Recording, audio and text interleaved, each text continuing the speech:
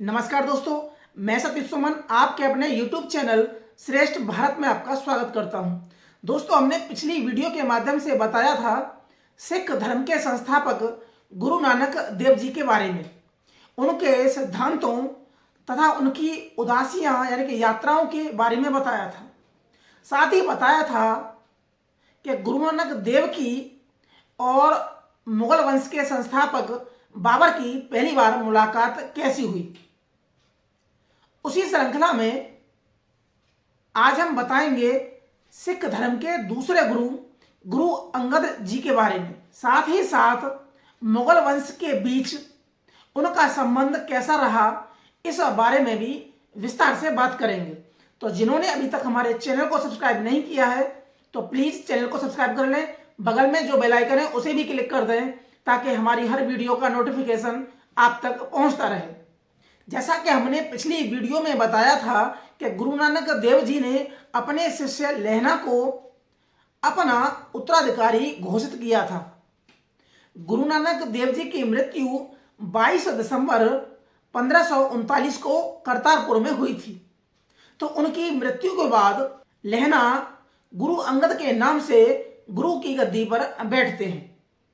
गुरु अंगद का जन्म 31 मार्च 1504 को फिरोजपुर जिला के भत्ते की सारा नामक गांव में हुआ। इनके पिता का नाम फेरुमल था, जो एक परचून के दुकानदार थे। गुरु की गद्दी पर बैठते समय सिख धर्म के तथा मुगल वंश की दूसरी पीढ़ी चल रही थी। जहां सिख धर्म में दूसरे गुरु के रूप में गुरु अंगद थे, वहीं मुगल वंश के दूसरे सम्राट हुमायूं थे, जो कि बाबर का बड़ा पुत्र था। जहां गुरु अंगद शांतिपूर्वक अपना धर्म संबंधी कार्य कर रहे थे, वहीं मुगल वंश का दूसरा राजा हुमायूं अपने साम्राज्य को बचाने की कोशिश कर रहा था। गुरु अंगद के द्वारा सबसे महत्वपूर्ण कार्य यह हुआ कि उन्होंने विभिन्न भाषाओं से 35 वर्ण चुनकर एक पृथक लिपि का आविष्कार हुआ, जिसे गुरुमुखी लिपि के नाम से जाना जाता है। इसी लिपि में गुरु नानक देव जी की जीवनी लिखवाई गई। जिस तरह प्राचीन काल में पाली भाषा को संस्कृत भाषा की प्रतिद्वंदी भाषा के रूप में देखा जा रहा था, वहीं मध्यकालीन भारत में पंजाबी भाषा को संस्कृति की प्रतिद्वंदी भाषा की तरह देखा जा रहा था। गुरु नानक देव जी के द्वारा की गई थी, लेकिन गुरु अंगद के द्वारा इस प्रथा का विस्तार किया गया, जो संस्था के प्रचार कार्य में सहायक सिद्ध हुई। गुरु अंगद के द्वारा तीसरा महत्वपूर्ण कार्य यह हुआ कि उन्होंने गुरु नानक देव जी के भजनों का तथा उपदेशों का संग्रह किया और साथ ही गुरु अंगद के द्वारा एक नए नगर गोविंदवाल की नींव रखी गई। उन्होंने सिख मत को उदासी संप्रदाय से अलग कर दिया, जिससे सिख मत हिंदू धर्म में विलीन होने से बच गया। इधर मुगल वंश के राजा हुमायूं को अपने साम्राज्य को बचाने के लिए काफी संघर्ष करना पड़ रहा था। 1540 में कन्नौज के युद्ध में अपनी अंतिम पराजय के बाद हुमायूं लाहौर जाते हुए खहूर पहुंचा, जहां पर गुरु अंगद का आश्रम था। गुरु अंगद का यश सुनकर आशीर्वाद लेने की इच्छा से वह गुरु अंगद के दर्शन हेतु खहूर पहुंचा। उस समय गुरु अंगद बच्चों के खेल तथा कुश्तियां देख रहे थे।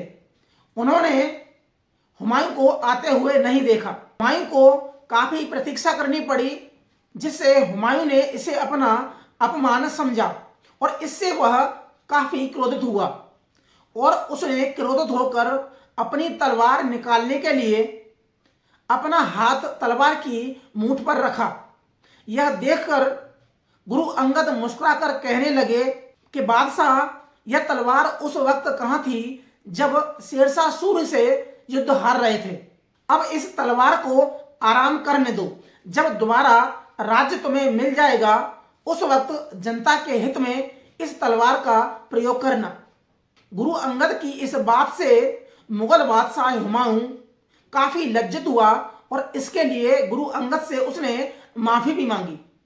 इसके बाद गुरु अंगद ने हुमायूं को ईरान जाने की सलाह दी और पुनः राज्य प्राप्ति का आशीर्वाद भी दिया। इसके लगभग 15 साल बाद 23 जुलाई 1555 को हुमायूं को अपना राज्य वापस मिल गया था। इसके लिए वह गुरु अंगद के लिए कुछ करना चाह रहा था, लेकिन जब तक गुरु अंगद इस संसार से विदा हो चुके थे। गुरु अंगद 29 मार्च 1552 को परलोक सिधार गए थे। परलोक सिधारने से पूर्व उन्होंने अपने उत्तराधिकारी के रूप में गुरु अमरदास को नियुक्त किया। यानी कि जिस तरह अपनी मृत्यु से पूर्व गुरु नानक देव जी ने अपने शिष्य लहना को अपना उत्तराधिकारी मनोनीत किया था, उसी प्रकार गुरु अंगद ने मृत्यु से पूर्व गुरु अमरदास को अपना उत्तराधिकारी मनोनीत किया। इधर मुगल बादशाह हुमायूं ज्यादा समय तक सत्ता का सुख भोग नहीं सका। उसकी मृत्यु जनवरी 1556 को शाम को पुस्तकालय की सीढ़ियों से लुढ़क कर हो गई थी। इस तरह सिख मत और मुगल वंश के जो दोनों प्रतिनिधि थे वो परलोक सिधार चुके थे। इन दोनों के परलोक सिधारने के बाद तीसरी पीढ़ी के रूप में सिख धर्म में गुरु अमरदास हुए और मुगल वंश में अकबर हुए। तो दोस्तों आज पढ़ा हमने सिख धर्म के दूसरे गुरु गुरु अंगद के बारे में, तथा साथ ही साथ उनका संपर्क, उनका संबंध मुगल वंश से कैसे रहा, इस बारे में भी चर्चा की। तो आज के लिए सिर्फ इतना ही। मिलते हैं हम अगली वीडियो में, तब तक के लिए नमस्कार।